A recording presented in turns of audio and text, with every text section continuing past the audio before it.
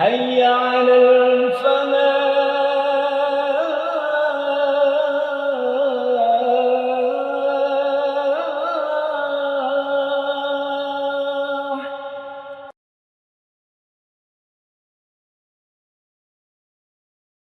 Assalamualaikum warahmatullahi wabarakatuh.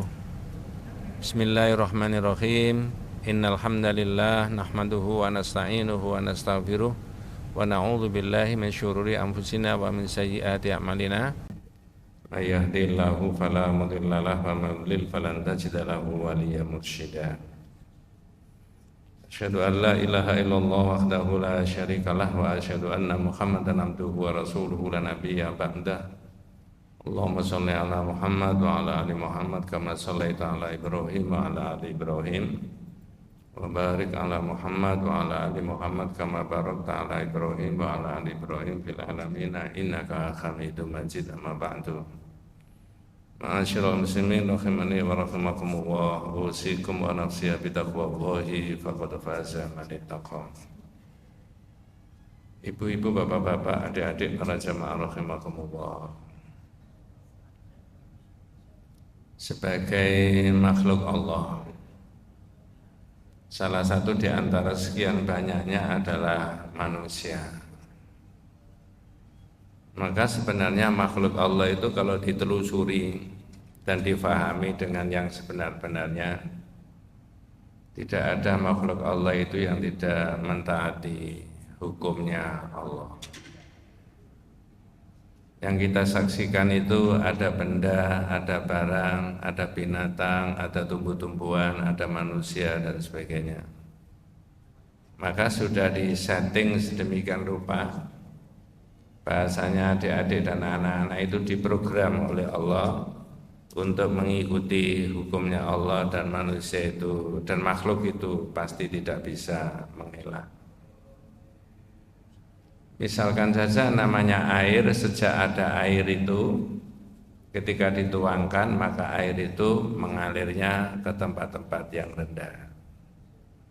Namanya api, ketika disulut maka api itu menjilatnya ke atas.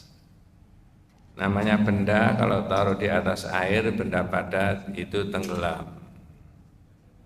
Manusia hanya bisa mempelajari bahwa BD-nya lebih berat daripada BD air. Benda kita jatuhkan dari atas jatuh ke bawah, orang menyebut gravitasi. Itu keliru, gratifikasi. Ya, gravitasi bumi. Semakin ke atas tidak ada gravitasi itu, lalu benda itu bisa ngayang, ada ilmunya. Manusia bisa mempelajari itu. Tapi orang yang syahadat seperti kita itu, oh itu semuanya tunduk pada hukum dan ketentuannya Allah. Jawabannya iya. Itulah yang disebut dengan hukum kauniyah. Aslama lillahi karha. Berislam atau menyerahkan dirinya kepada Allah atau mengikuti hukum dan ketentuannya Allah itu secara terpaksa. Sekian puluh tahun yang lalu kita itu masih muda. Jika sekarang ini sudah 50 dan 60 tahun.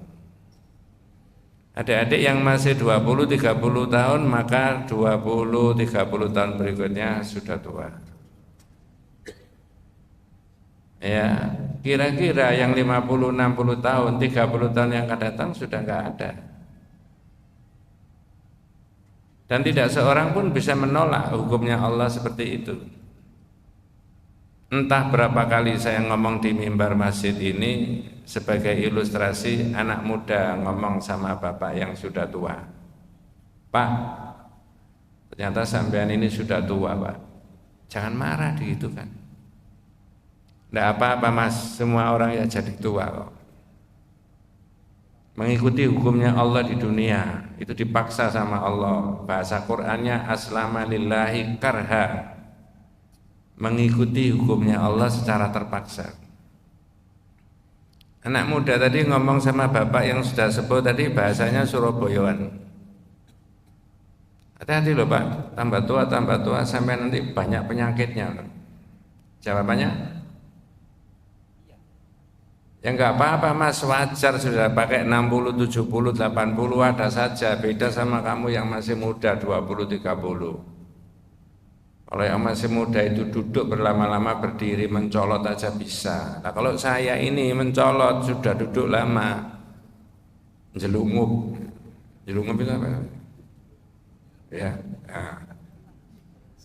Enteng Pak. Kalau orang mengerti begitu enteng. Ya, anak tadi ngomong lagi, hati-hati loh Pak. Bapak ini tambah tua banyak penyakitnya, nanti bisa mati loh. Jawabannya? Enggak apa-apa. Saya orang Islam, syahadat. Semua orang itu mati. Yang jadi masalah kalau saya mati tidak masuk surga. Betul Pak? Izin. Kok izin ya? Rugi. Jadi enteng menghadapi begitu itu. Semua orang ya mati Mas. Makanya saya siap sudah istighfar, tobat sama Allah tiap hari, taklim, belajar. Dulu nggak sempat, sekarang repot-repot ya harus disempatkan. Nah, terus begitu pikirannya. Ini namanya aslama lillahi karha. Manusia tadi, benda tadi menyerahkan dirinya kepada Allah karena dipaksa oleh Allah mengikuti hukum Allah. Tapi yang saya maksudkan dengan hukum itu bukan hanya itu, ada di balik itu ada yang namanya aslama lillahi tau'an,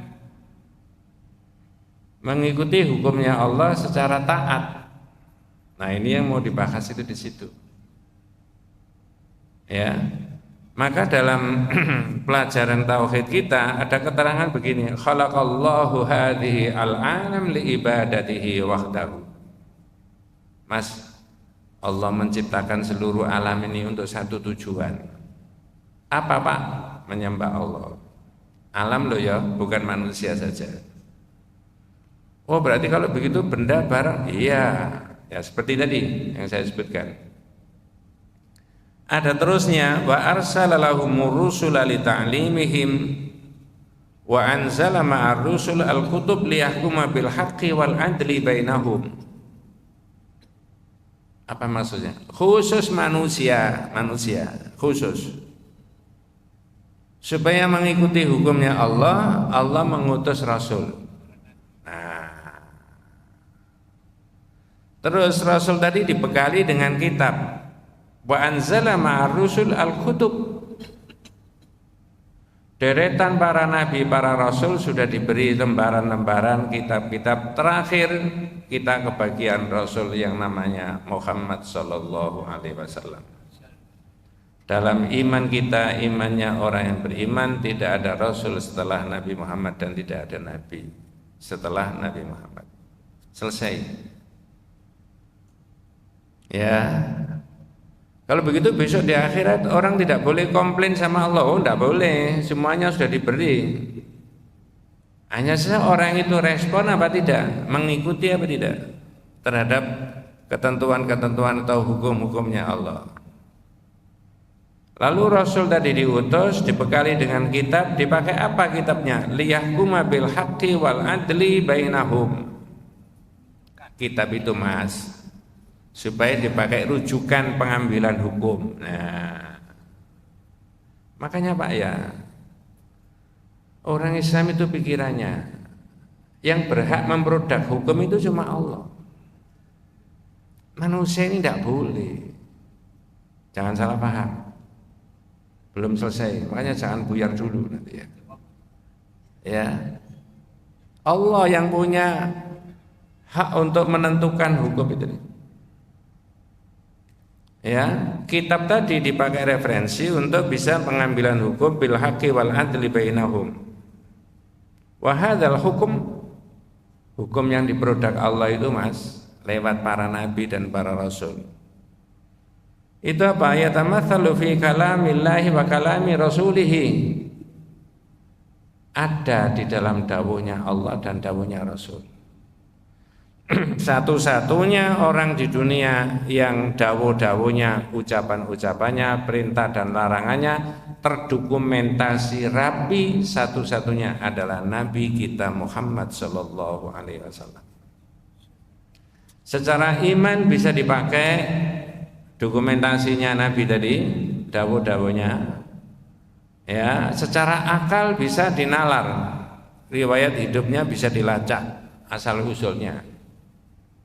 Ya, pakai bahasa orang sekarang genetikanya Nabi itu bisa dilacak. Ya, putranya ini, ibunya ini dan sebagainya dan sebagainya.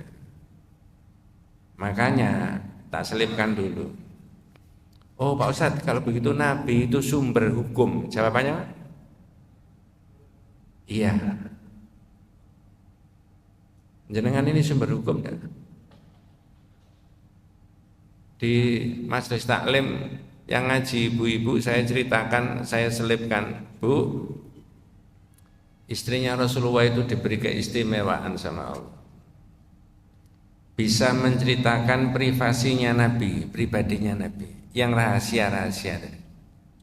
Lalu saya beri contoh, Aisyah puasa-puasa, sama-sama puasa sama Nabi kita Muhammad SAW, dirangkul sama Rasulullah, dicium.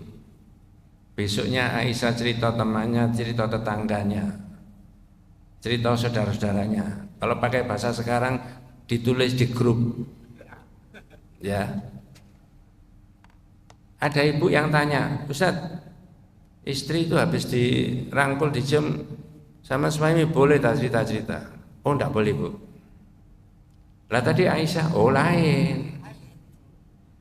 Aisyah itu istrinya Nabi dan suaminya Nabi itu sumber hukum. Saat itu sosialisasinya hukum dengan cara begitu. Lah suaminya sampean ini kan bukan sumber hukum. Sumber apa? Oh, jangan sumber masalah. Nggak boleh cerita-cerita. Ini loh keistimewaannya. Maka Allah dan Nabi kita tadi menjadi sumber rujukan hukum. Nah, kemudian kitab ini menulis, ya, al-hukum itu di yasmirul hukum fil ibadah, dalam masalah ibadah, wal muamalat, pergaulan antar manusia, wal aqaid, akidah, wasiyasah, dan politik dan sebagainya dan sebagainya. Kemudian kitab ini merinci, Pak. Nanti di tengah-tengah ini mudah-mudahan nututi waktunya ya.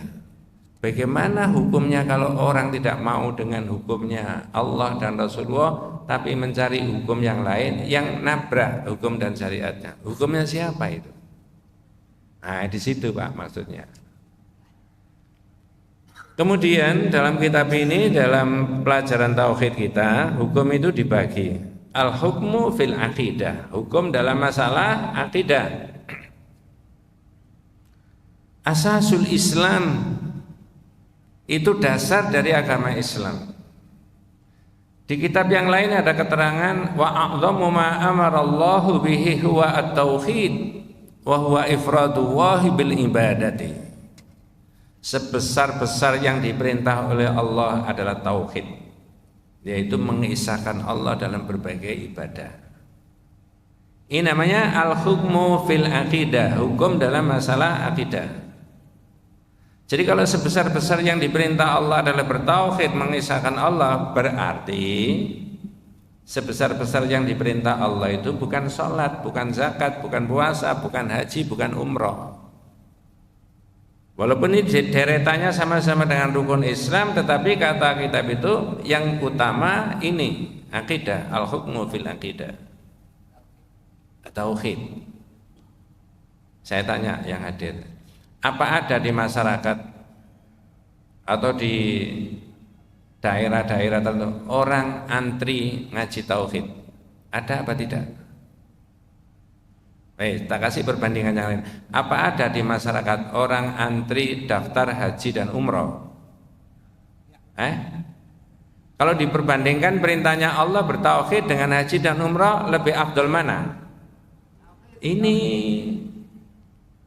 Itu bukan karena saya yang mengajar, enggak. Banyak yang lain yang lebih alim daripada saya. Ya. Karena itu sebagai asasul Islam, dasar daripada agama Islam tadi. Orang mau sholat, orang mau infak, orang mau sedekah, orang mau haji, mau umrah, kalau terselipkan ada syiriknya, diancam batal. Maka dasar dulu yang dilakukan. Wa a'dhamu ma amarallahu bihi huwa at-tauhid wa huwa ifradullahi bil ibadah. Sebesar-besar yang diperintah Allah adalah bertauhid. Nah begitu. Coba saya cek panjenengan. Saya rangsang berpikir. Kalau ada orang Islam sepanjang hidupnya itu tidak bisa nyopir mobil atau bongkar pasang mesinnya mobil, berdosa apa enggak? Kata sampean yang enggak bisa, karena makanya jawabnya enggak berdosa. Tapi kalau sepanjang hidupnya orang enggak ngerti tauhid, enggak ngerti agamanya, makanya dalam pembahasan yang lain ada i'lam rahimakallahu annahu yajibu alaina ta'allumu arba'i masail. Al-ula al-ilmu. Ini bolak-balik saya ulang. Ketahuilah wahai saudaraku umat Islam, ini pesan dari Imam dakwah. Ketahuilah wahai saudaraku, wajib bagi kalian itu untuk mengerti tentang 4 hal. Pertama al-ilmu. Apa itu, tentang apa? Ma'rifatullah, mengerti tentang Allah. Ma'rifatu nabiyhi Muhammadin sallallahu alaihi wasallam, mengerti tentang nabinya Muhammad sallallahu alaihi wasallam. 3, ma'rifatu dinil Islam, mengerti tentang agama Islam. Mengerti bil adillah, pakai dalil. Itu ada pembahasan sendiri itu ya, tentang 3 poin terpenting tadi. Ma'rifatullah, ma'rifatu nabiyhi, wa ma'rifatu dinil islami bil adillah. Oleh karena itu yang disebutkan tadi kepada kita semuanya, misinya Nabi dan Rasul tadi, wabil khusus Nabi kita Muhammad SAW, itu mengajarkan satu, al-hukmu fil aqidah, hukum dalam masalah akidah. Ya, ini yang harus betul-betul kita sosialisasikan kepada masyarakat. Kalau ditarik ke masa kini itu ya, bapak-bapak, mudah-mudahan tidak salah paham. Undang-Undang Dasar tahun 1945, pasal 29, ayat yang pertama, bunyinya apa? Negara berdasar atas ketuhanan yang Maha Esa. Sekarang saya tanya, ketuhanan yang Maha Esa itu tauhid apa bukan bagi umat Islam? Udah jelas tauhid. Ya. Jadi salah satu petikan daripada al-hukmu fil aqidah, hukum dalam masalah akidah, itu orang salah satunya punya rasa khauf, takut sama Allah. Kalau akidahnya baik. Lah kalau orang Islam dari Sabang sampai Merauke semuanya itu takut sama Allah, takut yang sesungguh-sungguhnya. Mohon maaf bapak-bapak. Ada orang nyeleweng kira-kira Pak? Ada orang menyalahgunakan jabatan? Ada orang korupsi? Tidak ada. Kenapa? Takut Pak sama Allah. Orang sekarang tidak takut ya. Makanya ada guyonan itu. Katanya orang sekarang itu lebih hebat daripada Nabi. Hebatnya gimana? Nabi itu punya rasa takut sama Allah. Sampean nggak punya ya? Berarti hebat sampean kan? Ya. Kalau tidak terkendali, kalau orang tidak punya rasa khauf tadi, begitu. Ini yang pertama. Yang kedua, al-hukmu fil ibadah, hukum dalam masalah ibadah.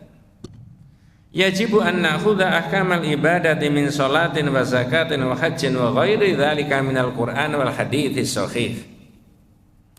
Orang Islam itu Pak ya, hukum yang kedua. Itu hukum dalam masalah ibadah, wabil khusus maqdha, wajib mengambil hukum makdo tadi, ibadah tadi, ya, baik itu sholat, baik itu zakat, baik itu puasa, baik itu haji, apa saja itu dari dawuhnya Allah dan dawuhnya Rasulullah SAW. Yang dipakai sebagai yang diajukan sebagai dalil adalah diantaranya adalah sallu kama ra'aitumuni usalli. Mas, sampean sholat seperti sampean melihat saya sholat ya. Quran perintahnya sholat Pak, tapi oleh Rasulullah dipraktekkan. Oh, kalau begitu mengikuti Nabi. Saya tanya panjenengan, boleh dikurangi ucapan dan gerakan sholat yang dari Nabi Pak? Dikurangi tidak boleh? Ditambahi? Kalau ditambah-tambah itu namanya bonus. Kalau dikurang-kurang itu namanya diskon. Ibadah nggak ada bonus, nggak ada diskon. Mohon maaf, itu bukan bahasa fikih ya, bahasa masyarakat itu. Ya sudah, orang semula tidak mengerti bagaimana caranya sholat. Terus Nabi memerintahkan, sallu kama ra'aitumuni usolli. Kamu sholat seperti saya Mas. Ya. Kalau ayatnya begini, wa atimul hajja wal umrata lillah. Perintah apa itu? Haji dan umrah. Diperagakan enggak sama Rasulullah? Kita ikut Nabi enggak? Ikutnya ikut biasa apa ikut serius? Serius. Nah, nanti ada yang, mohon maaf kalau ada yang berbeda. Ada begini Pak, kalau perintah tadi wa atimul hajja wal umrah lillah lalu diperagakan sama Nabi. Nah sekarang perintahnya ini, tak rangsang ini jenengan. Ya ayyuhalladzina amanu sallu alaihi wasallimu taslima. Perintah apa? Perintah apa Pak? Dilafalkan enggak caranya Rasulullah mengajarkan? Jawabannya? Mulai awal sampai akhir dilafalkan enggak? Kita mengikuti Nabi apa kita buat sendiri? Mestinya. Ini hukum dalam masalah Pak ibadah. Ada contohnya Mas, dari Nabi gerakannya begini. Ada contohnya dari Nabi, lafalnya begini. Nah, detailnya saya tidak membahas. Tetapi ini saya memberikan yang umum aja. Ada hukum dalam bidang akidah, hukum dalam masalah ibadah. Khudhu anni manasikakum. Ambil dari saya manasik, baik haji maupun umrah. Kelihatannya orang main-main Pak. Ini adik-adik, bapak-bapak, ibu-ibu yang sudah pernah haji, mudah-mudahan diterima sama Allah SWT. Yang belum, mudah-mudahan akan dimudahkan sama Allah SWT. Saya tanya, apakah dalam prosesi orang haji yang disunahkan menurut yang diajarkan Nabi itu adalah ada prosesi orang itu melempar jamarat? Jawabannya, iya. Kerikilnya pakai berapa? Lemparnya pakai berapa? 7, betul ya? Ngambil 10 boleh nggak? Halo? Kok bingung gitu ya? Nggak boleh ngambil 10. Boleh ngambil 10 kan? Tapi yang dilemparkan berapa? 7. Pertanyaan yang kedua. Apakah melemparnya jadi satu digegem dilemparkan? Apakah satu-satu? Boleh nggak orang punya pikiran begini? Kesuwen dari siji ae mesisan. Ini persoalan kelihatannya remeh. Tapi orang kalau sudah syahadat tentang Rasulullah wa asyhadu anna Muhammad Rasulullah, salah satu maknanya wa na'budu waha bima syara'a. Beribadah kepada Allah menurut yang disyariatkan. Dengan bahasa lain, la ibadata illa ma jaa bihi Rasulullah. Tidak ada model ibadah kecuali yang diajarkan oleh siapa? Nabi. Maka tidak boleh ditambahi dan tidak boleh dikurangi. Ini al-hukmu fil ibadah. Hukum dalam masalah ibadah, terutama yang makhdhah tadi. Kelihatannya sepele, tapi orang itu akan dimintai pertanggungjawaban oleh Allah Subhanahu wa taala baik kaitannya dengan akidah dan ibadahnya itu tadi. Sudah diberi umur sama Allah 20, 30, 40, 50, 60 sesuai dengan jatah masing-masing. Bahkan 70, bahkan 80, bahkan 90. Dipakai apa? Masa sepanjang hidupnya itu tidak ada kesempatan untuk ikut taklim, belajar agamanya? Kalau tidak membiarkan dirinya bodoh, tidak tahu agamanya, kalau membiarkan dirinya tidak tahu agamanya, bagaimana melaksanakan agamanya? Oh, tidak tahu. Yang sederhana saja, Pak. Kalau orang tidak belajar caranya wudhu, keliru nggak wudhunya kira-kira? Keliru. Dan tentu saja bukan kita yang sudah akrab dengan pengajian dan taklim-taklim itu tadi. Yang ketiga, kalau tadi adalah al-hukmu fil aqidah, hukum dalam masalah akidah. Yang kedua al-hukmu fil ibadati. Kemudian yang ketiga al-hukmu fil muamalat. Min bai'in wa syira'in wa qardin wa ijaratin wa ghairi dzalika. Dalam pergaulan antar sama manusia. Ada jual beli, ada sewa menyewa, ada pinjam meminjam, ada komunikasi di antara banyak orang dan sebagainya.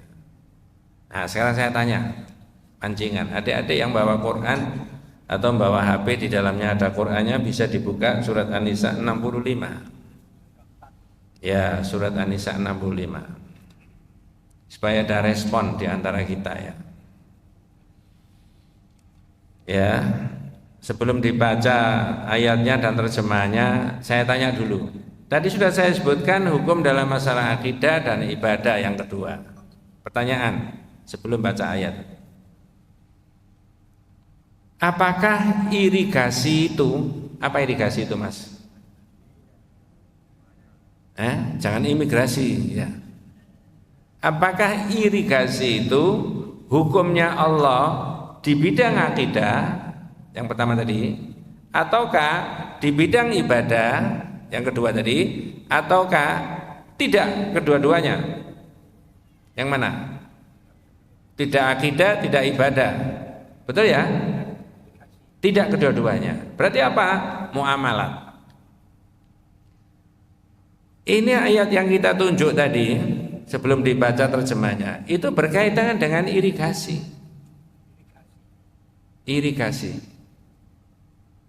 Jenengan dan saya bisa mikir, masalah irigasi pengairan saja. Kebunnya ini, kebunnya itu, sawahnya ini, sawahnya itu dialiri air. Itu diperhatikan oleh Allah dari arsy-Nya sana. Supaya kehidupan manusia ini menjadi baik, tentram dan sejahtera. Aspek akidahnya tadi, aspek ibadahnya yang maksud tadi terutama, dan ini yang ghairu maksud, muamalat. Monggo minta tolong dibaca terjemahnya surat An-Nisa 65. Maka demi Tuhanmu mereka tidak akan beriman sebelum mereka menjadikan Kau Muhammad SAW sebagai hakim dalam suatu perkara yang mereka perselisihkan. Terus sehingga kemudian tidak ada rasa keberatan dalam qalbi mereka dan keputusan yang Kau berikan, dan mereka menerimanya dengan sepenuh hati. Jadi maka demi Rabbmu, demi Tuhanmu, mereka tidak beriman sebelum menjadikan kamu Muhammad sebagai hakim terhadap apa yang mereka perselisihkan. Ketika Rasulullah sudah memberikan putusan hukum, tsumma la yajidu fi anfusihim, lalu tidak ada keberatan dalam dirinya terhadap putusan mimma qadaita, ya, apa yang kamu putuskan tadi. Maknanya kalau sudah muslim, syahadat tentang Allah, syahadat tentang Rasulullah, baik itu masalah akidah tadi, ibadah, dan ini muamalat, itu harus menyerahkan hukum itu kepada Nabi, kepada Al-Quran dan hadis. Lalu tadi saya suruh baca, maka demi Rabbmu tidak sempurna iman salah seorang di antara, maka mereka tidak beriman sebelum menjadikan kamu Muhammad sebagai hakim terhadap apa yang mereka perselisihkan. Kemudian tidak ada keberatan dalam hati mereka terhadap keputusan yang kau berikan tadi. Berarti kalau Nabi sudah memberikan keputusan, tidak ada naik banding, Pak ya? Halo? Ada kasasi enggak? Ya, ada ke MK enggak kira-kira? Enggak ada. Apa kaitannya yang kok saya suruh buka surat An-Nisa 65? Semoga saya tidak salah menyebut ada konflik antara Zubair sama temannya masalah irigasi zaman Nabi. Masalah irigasi. Kedua-duanya sepakat karena sama-sama muslim minta pendapat hukum kepada Nabi.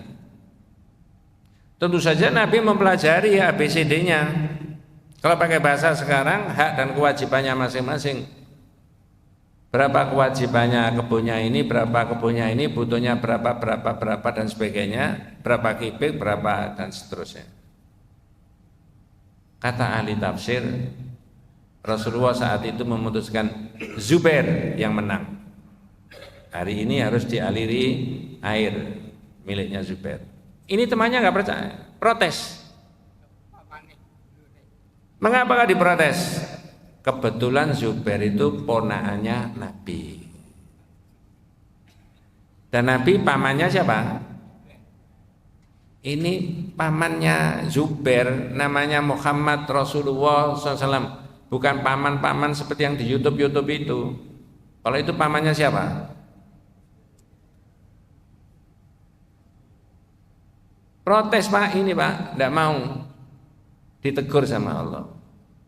Kalau pakai bahasa sederhana, wong Anda itu sudah muslim, sudah syahadat, menyerahkan persoalan hukum kepada Nabi. Nabi sudah memberikan putusan hukum, kok masih diayel gitu. Disebut Allah tidak beriman. Jadi sudah diatur, ada akidah tadi, ada ibadah tadi, tidak boleh ditambahi, dikurangi. Ada masalah muamalah tadi, pergaulan.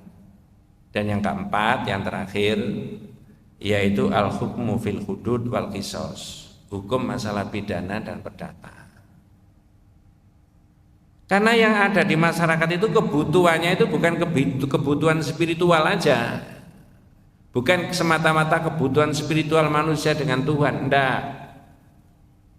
Ibadah berarti ada kebutuhan manusia dengan manusia yang lain, interaksi, butuh ini, butuh itu, macam-macam tadi. Tapi juga ada perlindungan supaya manusia tidak melakukan kejahatan, baik itu pidana maupun apa? Perdata. Diatur oleh Islam. Namanya al-hukmu fil hudud. Hukum dalam masalah pidana dan perdata. Ya, qisas itu. Nah, sekarang saya tanya, saya tidak terangkan detail ya. 1, 2, 3, 4. Apakah hukum Islam itu boleh diterapkan di negara Kesatuan Republik Indonesia? Ini bukan politik, Pak. Dan ini bukan provokasi. Insya Allah ini pikiran jernih, Pak. Ya, jawabannya apa? Boleh. Boleh, Pak. Apa ada orang punya pikiran ini? Mas, ini bukan negara agama. Ini bukan negara sekuler. Jangan bawa-bawa agama di negara. Ada enggak? Saya main setuju?